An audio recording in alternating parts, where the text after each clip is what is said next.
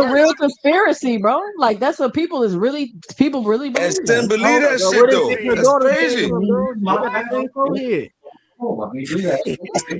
It's like Brigitte Macron is a man allegedly. The niggas don't know Michelle Obama from O Block. You think if she was a man masquerading as a woman, they would not expose her already?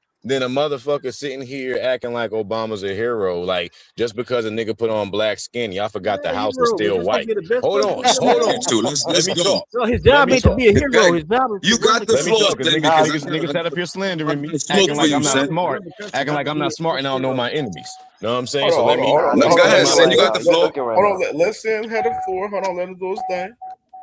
So, first of all, this same nigga with them strong ass shoulders that y'all talking about, that y'all trying to claim is the black woman of all of America, right?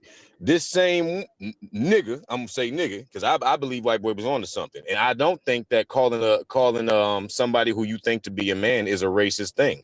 I think he just made an observation about that boy's shoulders.